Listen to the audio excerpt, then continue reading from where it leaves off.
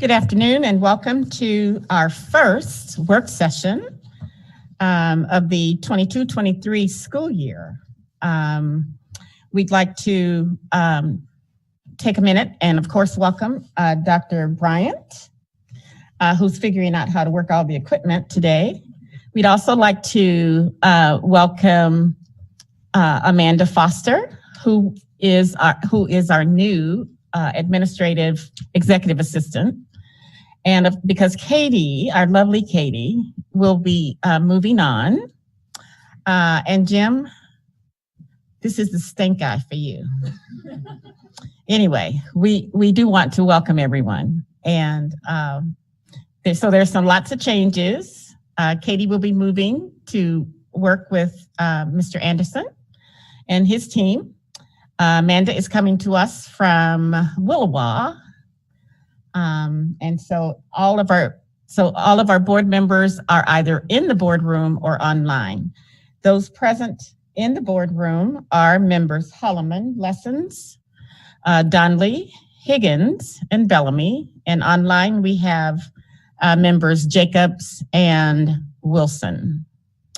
So with that, we're going to start with our agenda. And after a long summer kind of mini break, we have some RFIs that we need to prioritize really quickly. So when we're going to pull those up. So any board member may submit by our process. Any board member may submit an item, a question, or an item for information. And the board gets together to determine the priority of those items. The first item is from member Holloman, and it had to do with hunter safety class. And so, member Holloman, are you still interested in that information? Yes, I would like to know if we're covering that anywhere in the district. Okay, is there at least one other board member interested in that information? Okay, we have two.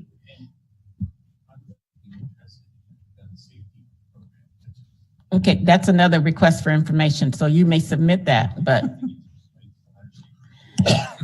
it might, but it's still hunter safety.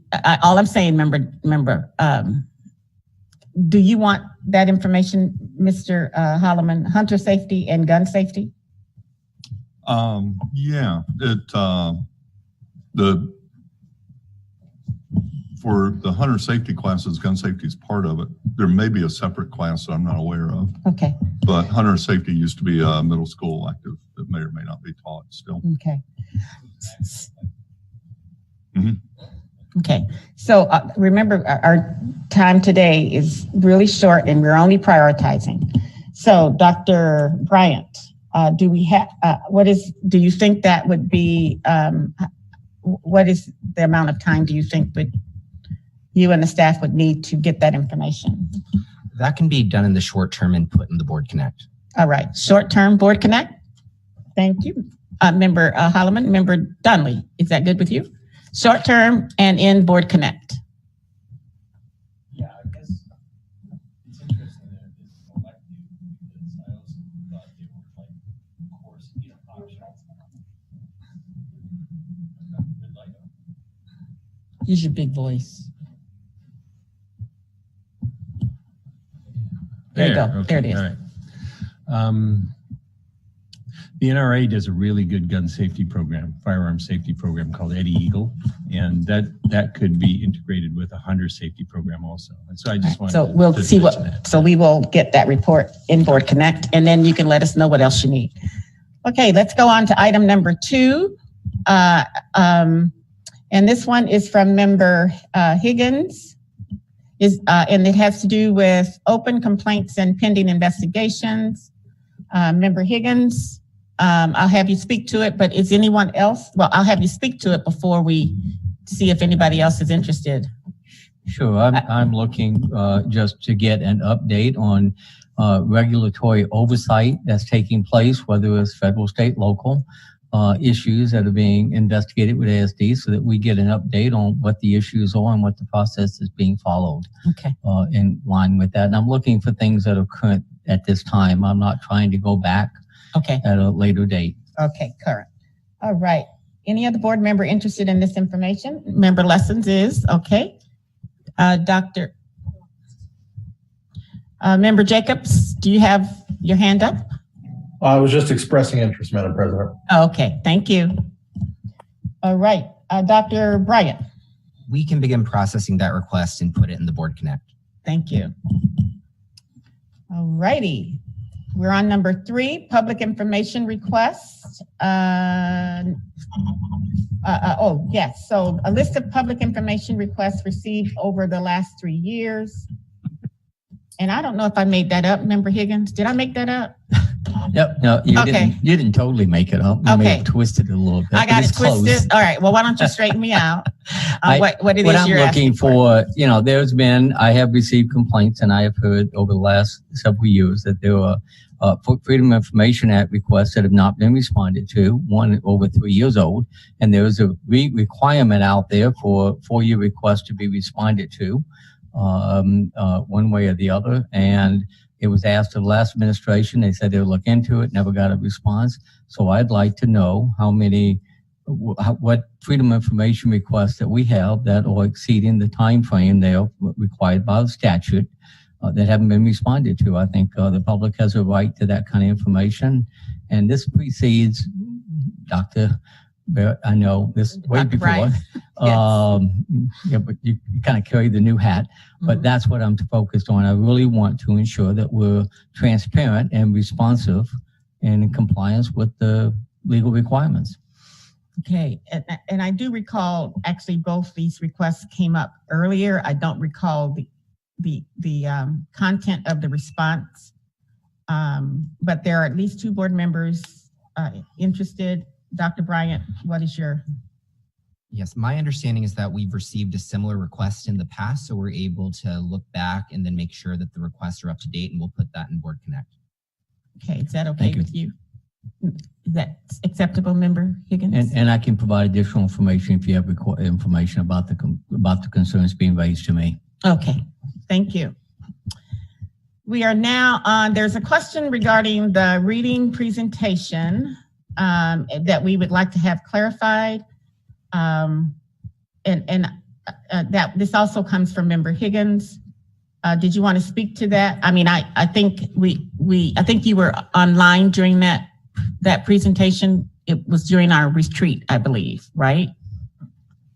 And so just speak to your question and we'll see. Sure. When the new 4 board members came in, we assumed, we carried forth the goals and guardrails that were previously adopted. And in my discussions with the former superintendent, there were some responses to that didn't address that we were in full compliance with the guardrails. And then we heard, and I want to go back and do the tape, but how are we addressing students that are in 3rd grade that are reading at 5th grade level, other than which is what is needed for just a short time during the day? Are we providing material that's appropriate to advance them to higher levels? And are we providing lower levels to help people catch up? Or are everybody providing it on that page? And some of that is clarification in regards to what's going on, but some of it is whether or not we're even complying with the guardrails. Both Member Jacobs and I met with the administration, and we were given some responses that indicated that some of the guardrails were not being addressed at all. And that was a concern to me, that they had a time frame until 2024 to meet it, and they were just thinking about how to go about it. And this was a year and a half after it was implemented. So I think it's important for us to have a discussion quickly in regards to at least an understanding of what these guardrails do and whether or not they're really meeting the expectations that the board would like to see done. Okay. Thank you, Member Higgins. One of the documents that I will share with the board, I think Katie did share, is the Student Outcomes Focused Annual Monitoring and Planning Calendar. And this calendar has in it when each goal and when each guardrail we can expect to have our conversations around those. And so, I heard you say you want to go back and look at the tape, but you also want to ensure that the guardrails that are in place are also being followed. Correct. Okay, all right. Dr. Bryant. So two things. So we do anticipate returning to the board to give a presentation on the outcome monitoring in December. So we'll do that. And then two, I'll ask the facilitators clarify the statement that you're referencing that I believe was made at our retreat. So I'll clarify that in Board Connect. Okay. Thank you. Thank you. And if I can just do a quick follow-up. One of the concerns that are going to different schools, you hear some saying everybody has to be on the same page, and you got teachers upset that they've got kids behind. They want to give them different material. The kids are ahead. They want to do it differently. Some schools are disregarding that, and they are differentiating instruction. So somewhere along here, just clarification from incoming superintendent in regards to where that best falls into it. At one time, the board had adopted a goal that said we wanted all kids to advance academically a full year. And it wasn't limited to just saying pit people on fourth grade reading level. If people were above, we wanted to advance them. And I can pull those out for you later if you'd like to see them. I can give you a real quick location. But I just think it's time to have a good discussion in regards to that and whether it's meeting the needs of our students. Okay. All righty. Thank you, Member Higgins. And item number 5, also Member Higgins. How are we getting more diverse students into the district special programs, charter schools, and alternative programs? That's actually one of the guardrails. That's the guardrail that we were. Yes, and so that's covered in That's that. already covered. Okay, thank you very much. What is not on our list, Member Jacobs, I know you have submitted, which I have not had an opportunity to review, nor the superintendent, but we can add it to the list. Did you want to speak to that? Yeah, thank you, Madam President. I submitted a request essentially asking, on a high level, are ASD HVAC systems operating in a manner that can be described as best practice given our new public health environments and specifically compliant with federal standards like OSHA. We received months ago a series of detailed questions from a member of the public who works in this space, who is very interested in better understanding what capabilities our HVAC systems have. I think these data points would be helpful as we grapple with one-time funding that we have. We got a detailed presentation regarding building safety from Ms. Lally prior to the end of last school year. I think we all agree that HVAC plays a role in that. We had HVAC projects on our school bond that did not pass. And so getting that analysis hopefully will provide informed discussion going forward. So I'm hoping we can get this on the RFI log. Thank you. All right, thank you. We will add it to the RFI log, and we will, I'm sorry, I just haven't had time to see it. I think it came in today, but I will review it, send it to the superintendent, and then we'll decide how, we'll come back to the prioritization. Thank you, Carl. I just haven't had an opportunity to look at it. Thank you, Madam President. We have added it to our list. All right. With that, yes. I think I sent this via email and it was a question, but there is a deadline attached to it. So perhaps this could be something that's prioritized. We recently received notification that DEED is considering changes to the cut scores used to determine proficiency by grade, and that there is an August 18th deadline for public comment. And so I would like to have the administration's perspective on how those proposed changes might impact our goals, right? If the state is going to change, pull the rug out from under us in one way or the other, I'd like to know what that is going to look like. Mm-hmm. And you did send that in, and yes. that is what I think it was. I'll let Dr. Bryant speak to it. Yes, we did receive that, and it will be included in this upcoming Board Connect. So just to remind the board that a lot of times the questions that come in, we gather everything I think is a question, and we try to get to it as soon as possible. It is up to Dr. Bryant how he chooses to respond. But Board Connect, while we haven't had it now in about a few weeks, that is the quickest way to get the answers to your questions. But we do want to track them so that we can, we know exactly what's on our agenda and what you need, the information that you need to have. All right, so that concludes agenda item A. Agenda item B, sorry. And now we're to our discussion. Dr. Bryant. Well, first off, it's an honor to provide some of my first public remarks as superintendent at this table for this incredible district. So I just want to say that first. But second off, I just want to share that as superintendent, I really have my eye on three things right now. So one is working urgently towards our goals and guardrails. Two is ensuring that we're attracting and retaining excellent educators here in ASD for the long haul. And three is ensuring that ASD is on a path to long-term financial sustainability. So tonight, what we're going to do is focus on that third priority. So CFO Jim Anderson and his team will be providing a very high-level update on where our district is headed financially. This includes changes that are positive, such as additional funding from the state next fiscal year, as well as developments that are areas of concern, such as the impending spend down of our federal COVID relief dollars.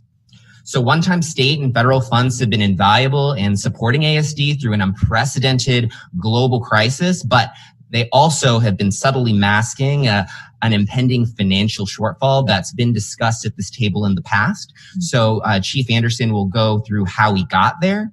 The financial deficit that we're facing is of considerable magnitude. So as you're aware, the board will need to pass a balanced budget by early 2023, and that'll likely be well before we receive any updates on additional one-time state funding that we may or may not receive. So what that means is that we need to plan with the information that we have, and that's going to entail many regular, difficult public discussions over the next several months at this table. And I want the board to know that administration is gearing up for plans for a robust public engagement strategy. We have numerous plans already in the works for how we'll gather public input on this issue. And we'll also be presenting on the budget planning process here regularly and thoroughly. And lastly, before I hand it off to Chief Anderson, final recommendations have not been made on how we'll address this deficit, because right now we're exploring every single possibility while we're prioritizing our teachers and campus-based staff at the end of the day. So with all of that to say, I'll kick it off to Chief Anderson. Thank you, Dr. Bryant. So the staff has been working with Dr. Bryant pretty hard for the last 4 weeks to try to start what will be a very public budget solutions discussion every single month from now through December. And then where we would normally do the pro forma brief in December, that will be the time where you will see month over month all of these different possible solutions start coming out in front of the board as staffed products. And then in December, we'll be able to have multiple, as Dr. Bryant said, possible public inputs and give us guidance. And you'll see more of that on a timeline that you'll see the next time we brief this. But at this point, we'll just do a quick 30,000-foot overview, knowing that we'll be doing a deeper dive on some of these topics at the 10 August Finance Committee meeting. So I did want to provide a quick overview of some of the key legislative action that did get passed this February. The first is that they did keep the BSA, base student allocation, at $59.30, the same as it's been since fiscal year 17. So certainly no reductions. They did increase the BSA by $30 for FY24. So that represents over a 7 to 8 year period of about a 0.5% increase, which did not make up for that many years of inflation toward our general fund revenue. They also provided some one-time funding, and I'll briefly cover this, and we'll do deep dives again at the finance meeting on the 10th of August. About $16 million for operating funds. We'll know that final amount after we see the enrollment this fall, and then that number will be trued up. $9.5 million for major maintenance. Those were for projects from roofs to boilers that we had already completed And now the state is giving us a portion of that back. In a future meeting, we will come back with prioritized recommendations on what that $9.5 million might be used for. Also, the big number in the room, and I know there will be a lot of questions, which is why I think the Finance Committee is a good location, because it really needs to be a discussion between the administration and the board, so we can make sure it's very well understood what the funds may or may not be used for, and portions of which that might be restricted for certain things and not usable.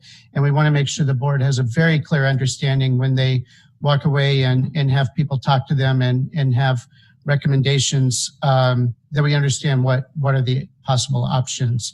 So Member Lessons has already added that to the Finance Committee brief. And then finally, the Alaska READS Act, which you'll hear much more about over the course of time. I will just point out that the 0.5 ADM for pre-K students, we encouraged Senator Begich to write that in. It was in the draft versions for 6 years, finally got passed, and that makes a significant difference for pre-K, as previously for any general funded students. Of course, that was not seen at the state level as funding. So next slide, please.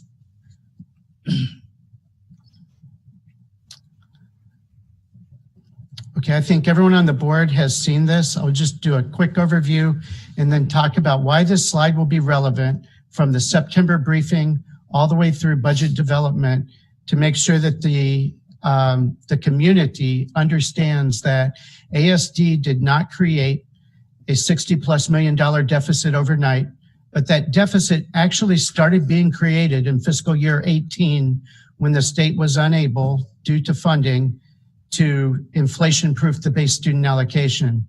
And you can see that over the following years, from fiscal year 18 through this current school year, the base student allocation remained the same. The red line across the top shows the actual CPIs, or the inflationary drivers, up through fiscal year 21. Fiscal year 22, 23, and 24, we used, for the purposes of this slide, a 2% projection, which I think almost everyone is tracking. The federal government is well over 8% at this point. But for the purposes of this discussion, we haven't changed it yet. So you'll see that in FY 18, 19, 20, all of them, there was a gap between the red line and the dark blue line, which represents the base student allocation or state and local general funds. In many years, we closed a couple schools, Mount Eliamna, Mount Spur. We merged a lot of programs. We used fund balance. We used state one-time funds. But through all of these years, even though we were able to get to a zero balance budget, the structural deficit that started in FY 18 continued at about $10 to $12 million per year on average for the last 7 years. And so you'll see that the federal money that the board approved last year to be used in FY 23, by the time we finish this school year, which I do want to stress, we have the funding to execute our budget for fiscal year 23. But at the end of this year, the budget that we turn in February starts recognizing that there's not enough federal money to continue to support fiscal year 24 at the same level. And I think that the one thing you want the public to understand really is, this is not a budget deficit that was created between fiscal year 23 and 24, but it's a budget deficit that took 7 years to get to this point. And one-time funding, which was the state and federal government solutions to help education, never changed the structural problem of a BSA that was not inflation-proofed. Barring any questions, I'll go to the next slide. My only comment, I appreciate the information, is that when we refer to FY 18, where the state was unable to provide additional funding, I think that was a conscious decision. They decided not to do it. They have control of revenue and expenses. So I don't want to imply to the public that there was some third party out there that prevented this from being considered. I mean, there was a decision here not to fund it, and they had control of the resources, both the surplus that was available still at that point in time and the revenue they controlled it. So I just raised that only as a point of just clarification from my perspective. I just don't like to refer to it as something that the state didn't have control of. Okay, thank you. Member Holloman, I see your mic's on. Did you have a comment? Okay. All right. Mr. Anderson, continue, please. All right, I'm going to walk through this slide. This is really to provide a high-level overview of what that projected deficit might be. It's really early in our budget development to really say what it is, so there's a lot of assumptions made in this, but due to the magnitude of this deficit, we really want to make you guys aware early, and we want to make you guys aware often that this is coming, this is going to be real. And frankly, no matter what the state ends up doing, we really do have to go through this exercise of making these adjustments because the state's not going to meet in time to finalize their budget to be able to shore us up before, if they do, before that our budget's prepared. So really, you see this, there's two columns. One of them is, and this is referring back to the $16 million in one-time money that the state gave us for FY23. There's two columns representing if the state saves that for FY24, and one if the school district decides to spend that money on ongoing expenditures. So the column on the right, You said if the state decides to. I'm sorry, the school board. The school board. It's up to the school board. So, yeah. So on the first column, if ASD saves the FY23 funds, you'll see these all line up to what's in the budget document, the $545 million or $549 million of general fund money, and then the money that we were allocated through the ARP grant, with the biggest cost driver being that class size reduction or retention line item. So just going through it quickly those are the line items that we have in our budget that could be considered operating. There were other things that were approved, such as HVAC, things like that were one-time expenditures. But these are the ones that would be considered approved, and in total operating expenditures through our general fund and ARP grants is about $627 million. If we apply about a 2% contract inflation, and most of that contract is related to bargained agreements with our unions, so it doesn't necessarily match general inflation that the nation or the state would see, but it is really tied to what our bargaining units are due. So applying that 12 million or so of inflation gets to a rough order of magnitude operating expenditures about 639 million. As far as revenues go, for our projected revenue for each column, it stays the same. It's about 546 million. And the difference between the amount we received this year in revenue, the 549, and this 545, is we expect to lose, or we are losing the hold harmless provision that completely phases out for 24. And this also includes the $30 BSA increase. So it's the net of those two. And really, it's assuming the same enrollment as we projected for 23. So as we get the FY23 enrollment in and roll that forward and get more fidelity in our FY24 projections, we'll certainly update that number. The remaining ARP funds is what we plan to have left after we've spent all those things above. And if we spend less in those categories, if expenditures if we can't meet those obligations, then we'll have more money in that ARP funding to carry forward. And then the $16 million of one-time money, we could have that to spend for FY24, leaving a deficit of about $68 million. What this does not include is any use of regular fund balance. So the district does carry an unassigned fund balance that we could potentially use to offset some of those expenditures in FY24 as well as any money we might have remaining from CRSA. So there's a chance we could shift some of those ARP funding into CRSA to be able to free up some of that money for 24 because the CRSA grant expires.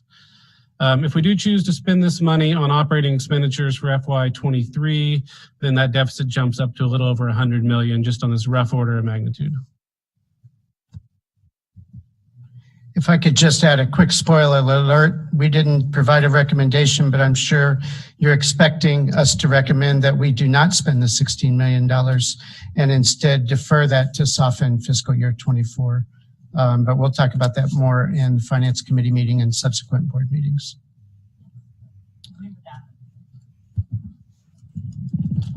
So the 68 million budget gap, how much more is that than the last projection that we received? The last time we briefed it, we said it would be 60 to 75 million. So it's pretty close to what we briefed last February when we did the budget brief.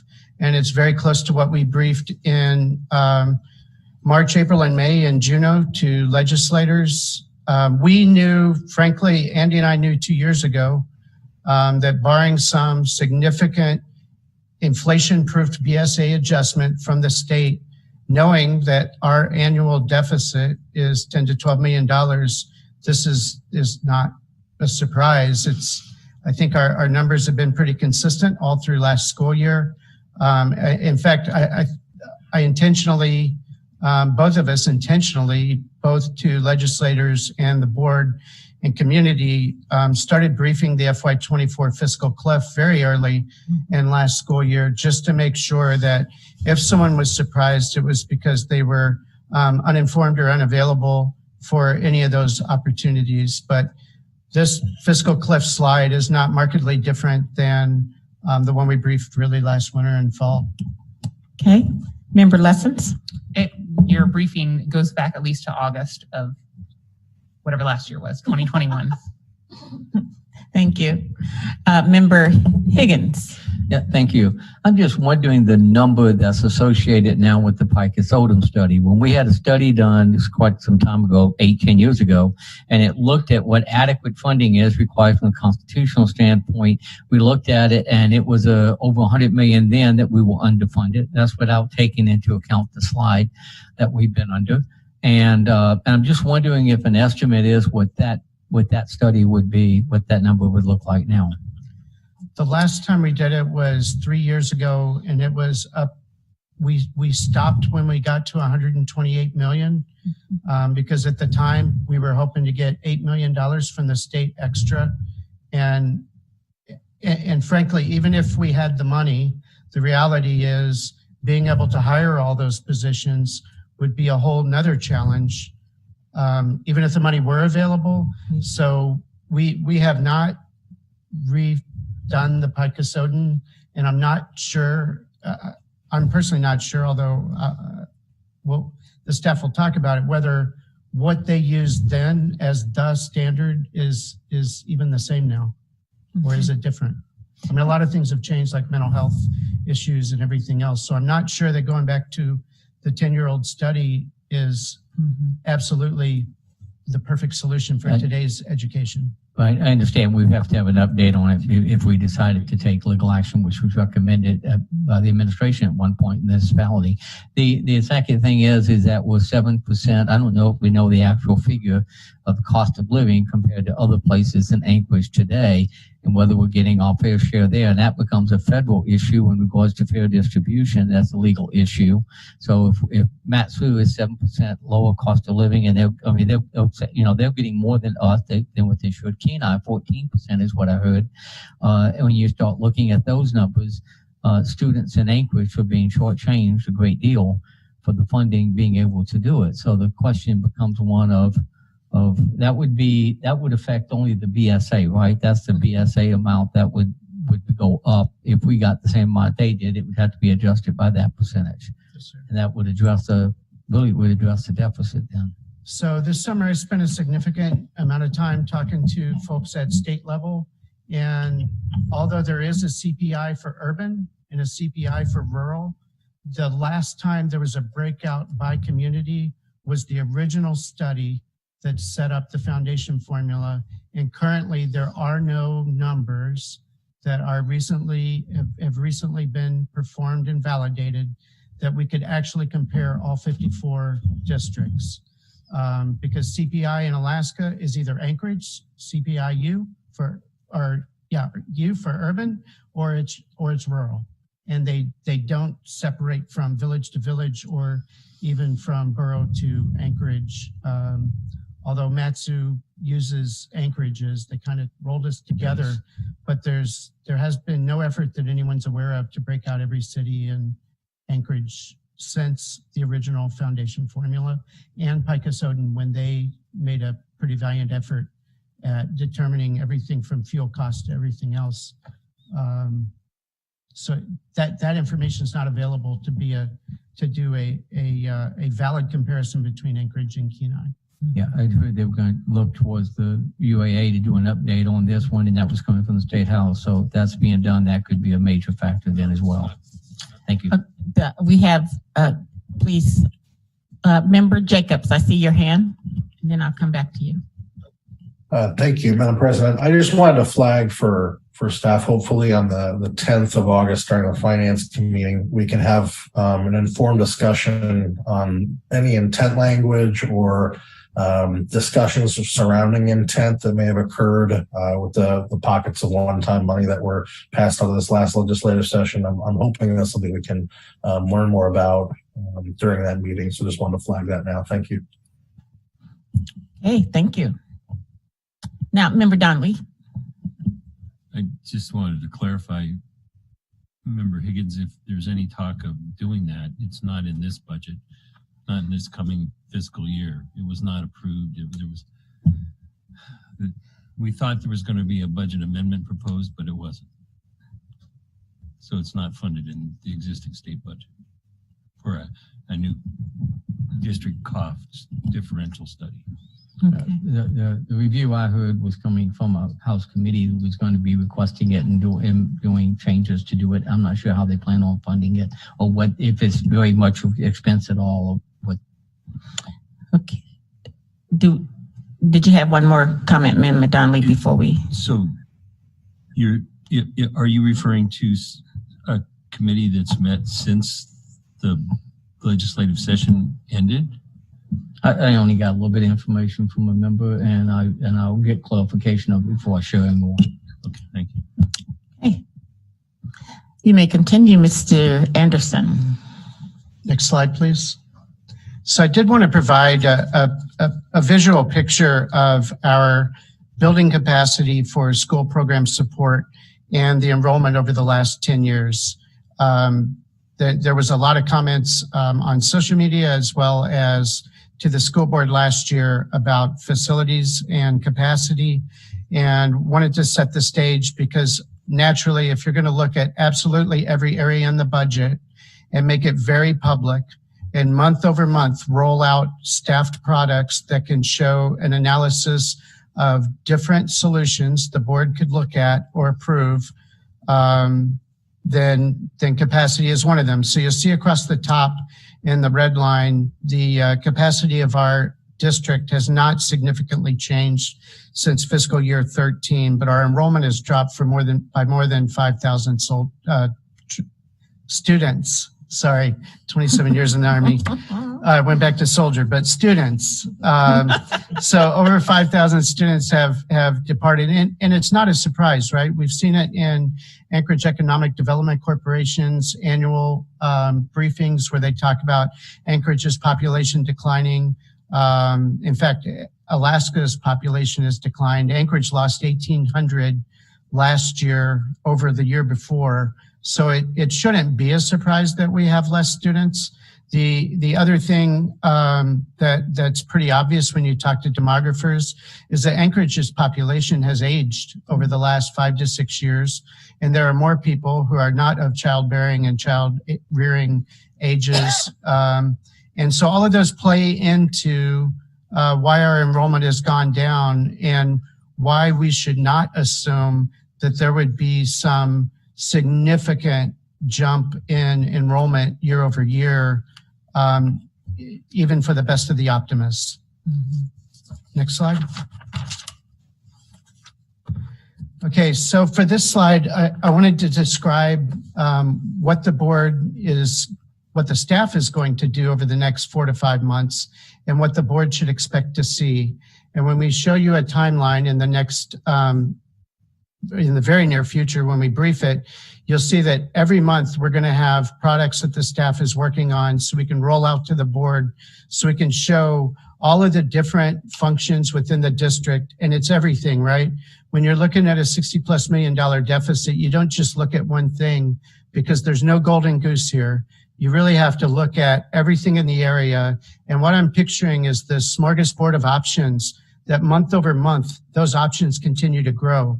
So today we briefed $68 million as the start point for budget solutions. But every month as this plate gets heavier with all the different options of the areas that the staff has looked like, we're not going to ask the board to prioritize each month, even if we have surveys and other public input and those kind of things. We just want to make sure the board is tracking all the possibilities, because we can't do an analysis of every area in the district in a detailed enough level in 4 weeks. It is going to take 4 to 5 months. So every month, this smorgasbord will get bigger.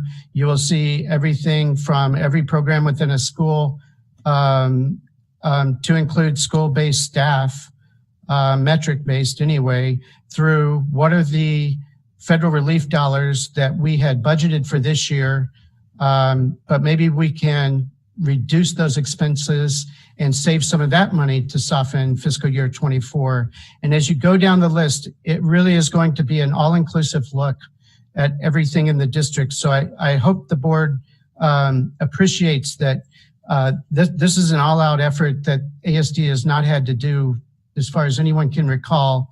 But at the end of this, the board will have the picture of the district broken out in every possible category that we can get to in 4.5 months. And by December, when we do the pro forma brief, you'll have this smorgasbord. So every month you'll see it started at 68 million. Next month, we'll show some options and say, if all of those were approved, it would be 50 million or whatever the number is. The following month, if all of these plus the prior months was approved, it would be this. And we're hoping as we go through this to find enough possible options for the board that by the time we brief in December, what you're going to see is enough options, although maybe not palatable, but enough options that have been analyzed by the staff that would actually exceed the deficit, so we can narrow down through prioritization where the board wants us to focus. And that's how I see this next 5 months is a very public, very visible, and more transparent than the district has ever done, with a view of our district, the costs of our district, and at the end of the day, in February, by charter, by state statute, we have to approve a balanced budget, and it's only you're going to see more and more every month. And we wanted to do just a 30,000 foot overview tonight, knowing that we're going to dig a little bit deeper in some other areas in finance meetings, and there'll be a lot of areas that are things that need to be discussed with the board, and not just brief to the board and get comments back, but discussed.